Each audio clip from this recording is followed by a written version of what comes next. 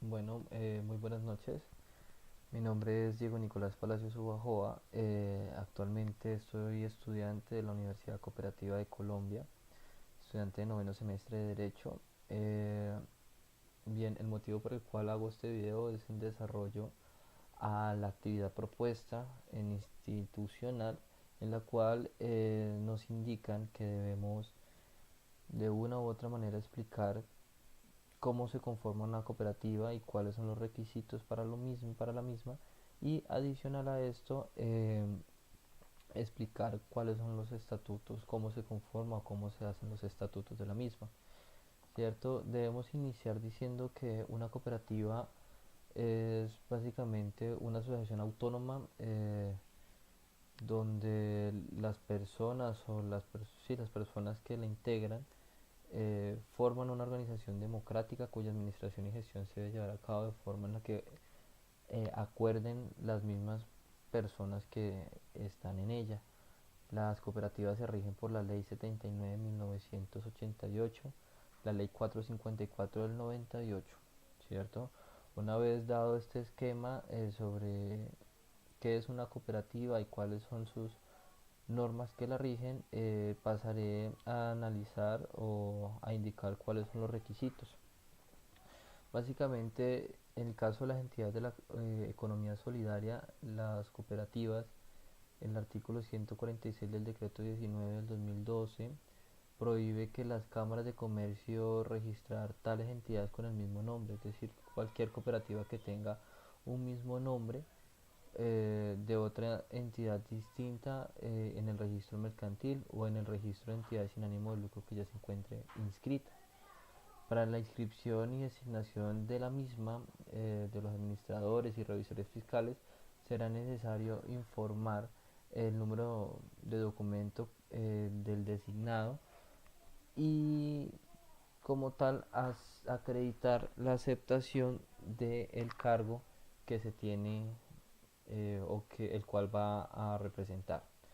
Las entidades de naturaleza cooperativa, los fondos de empleados y las asociaciones mutuales, así como los organismos que la integran y las instituciones auxiliares que están dentro del sector solidario o del sector de cooperativismo, deberán presentar, además de los requisitos generales, la constancia suscritas por quien ejerza o vaya a ejercer las funciones de representante legal, según sea el caso. Debe manifestarse haberse dado acatamiento de las normas especiales que reglamentan, como lo indiqué, debe regirse por en la observancia de la ley 79 y 454, donde se reglamentan y se regulan las entidades que se pretenden constituir.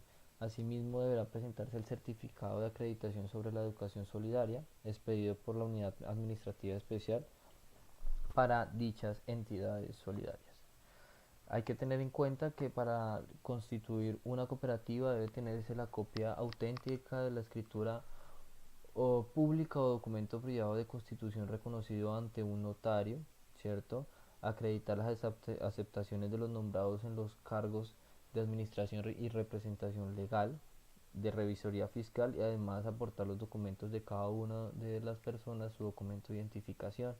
El formulario de registro único tributario que contiene la leyenda para el trámite de Cámara de Comercio, el cual debe ser solicitado en la Administración de Impuestos y Aduanas Nacionales, es decir, la DIAN, presentado este documento de constitución y una fotocopia de documento de identidad del representante legal o de su apoderado con exhibición del original, es decir, cuando se pretenda eh, llevar a cabo todo este trámite deberá estar de manera presente el representante legal o el apoderado y deberá mostrar su documento original.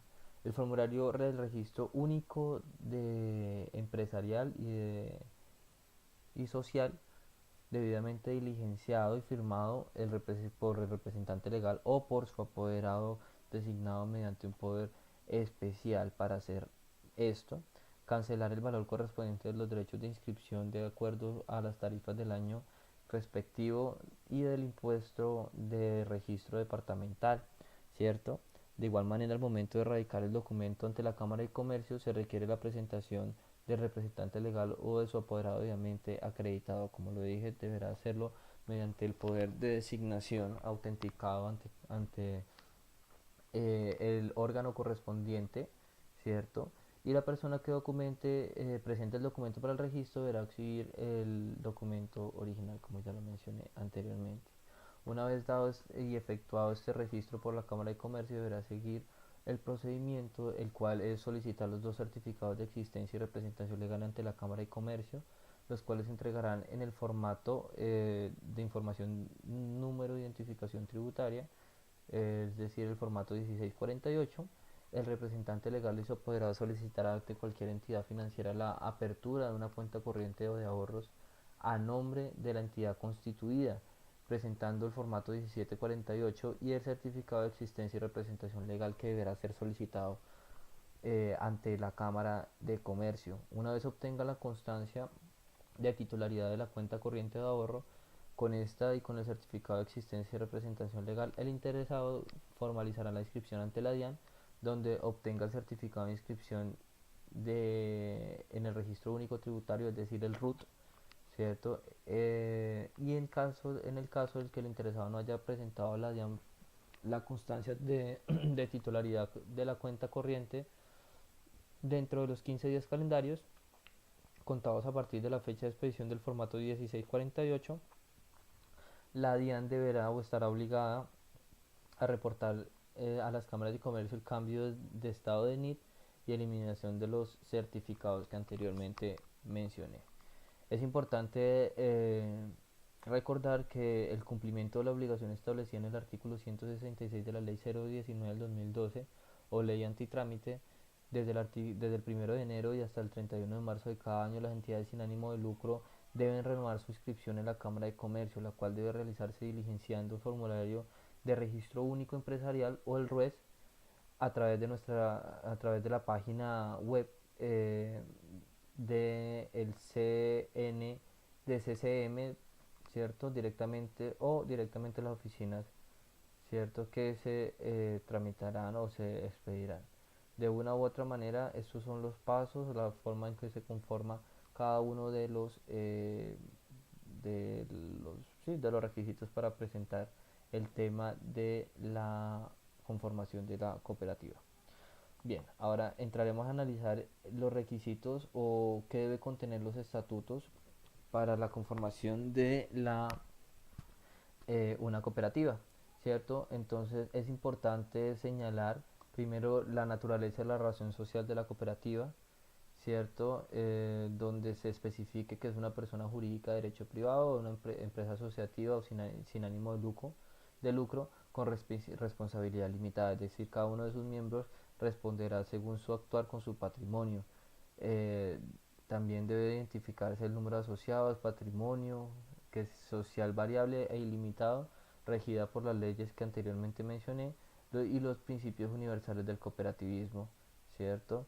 De igual manera, el domicilio principal de la cooperativa, que es supremamente importante, si se halla en diferentes territorios, entonces pues las seccionales, tiene que establecerse también dentro de este domicilio las oficinas donde existirán operaciones y además cabe recomendar que dejar abierta la parte donde se pueda establecer las oficinas, donde se puedan constituir las oficinas de cada una de estas de la cooperativa, ¿cierto? Bien sea en el país o en el exterior.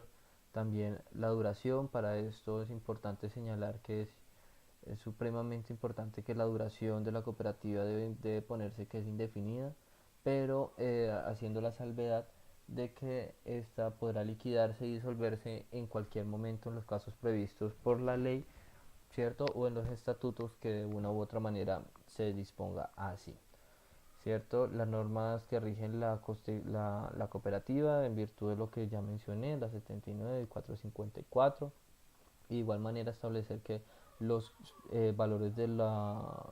valores y principios del sector cooperativo deben estar presentes dentro de la conformación de cada uno de los estatutos, ¿cierto? Hay que marcarse también que la cooperativa debe tener unos objetivos generales y unos objetivos específicos, establecer cuáles son las actividades para que ella pueda cumplir los objetivos y asimismo deben ir en concordancia con el objeto social de la misma. de una u otra manera los actos del cooperativismo y la sujeción de los principios, esto establece que todas aquellas actividades deben ir en concordancia con los mismos, ¿cierto? Tanto de la cooperativa como tal como con sus asociados, ¿cierto? Es así como deben ser de una u otra manera evaluados cada uno de los principios y ver si efectivamente se enmarcan a lo que yo quiero como un posible asociado de la misma, ¿cierto? Hay que poner los reglamentos de servicios de cada una de las cooperativas, el establecimiento de los servicios de la misma, el consejo de administración, que es el órgano de una u otra manera que dictará las reglamentaciones para particulares que se consagren dentro de los objetivos específicos de la cooperativa, ¿cierto? La prestación del servicio, la calidad de los asociados debe establecerse, esto en virtud del artículo 22 de la ley 79 del 88, y establecer quién puede ser asociados en virtud del artículo 21 de la ley 79 del 98. También debe establecerse los requisitos de admisión para los asociados, también los deberes de los asociados en virtud del artículo 24 de la ley 79 del 88.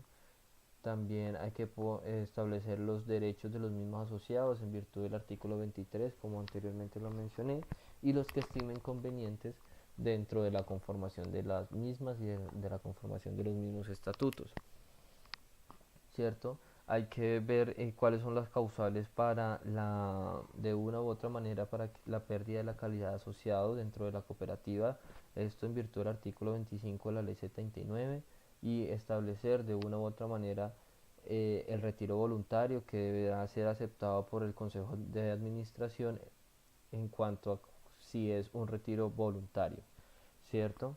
También establecer el plazo que tenga el Consejo de Administración para resolver el tema del retiro voluntario.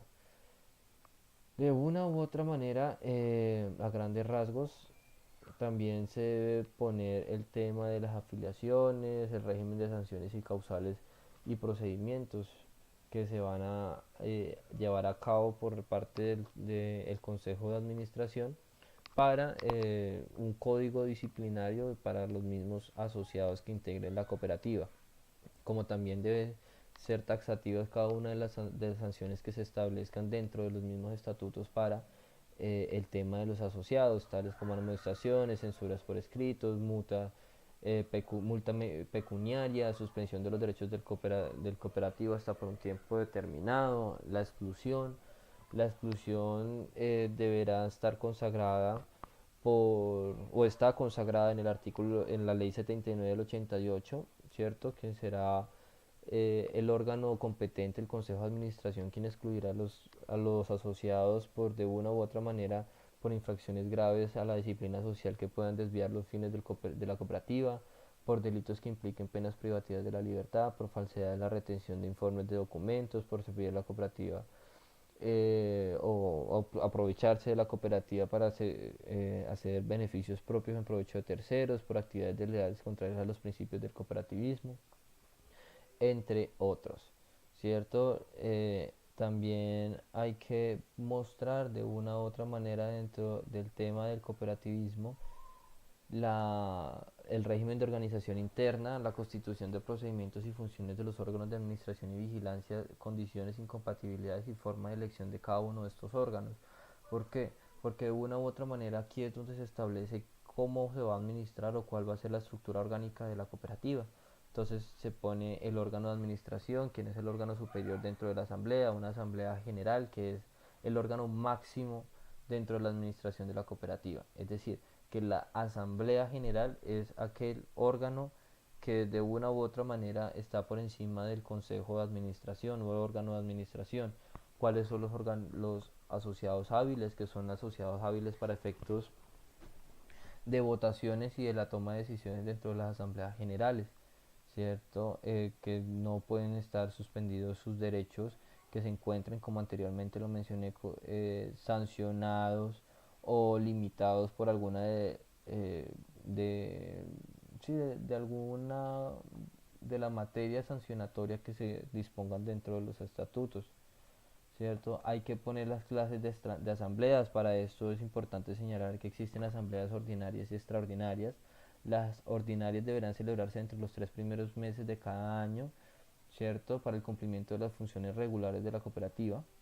Y las extraordinarias podrán reunirse en cualquier época del año con el objeto a tratar y asuntos previstos, es decir, se cita una asamblea extraordinaria cuando se tenga claro cuáles son o cuál es la circunstancia que se debe proponer o cuál es la circunstancia que está haciendo llegar a una asamblea extraordinaria, ¿cierto? La asamblea general de asociados puede ser sustituida por la asamblea general de delegados en consideración a que los asociados estén domiciliados en varios lugares dentro del ámbito de operación de la cooperativa, que se dificulta también por reunirlos personalmente, ya sea por motivos onerosos, por motivos de fuerza mayor o caso fortuito, etcétera. También cabe resaltar que hay que establecer el tema de convocatoria, cómo se van a convocar los asociados, ¿cierto?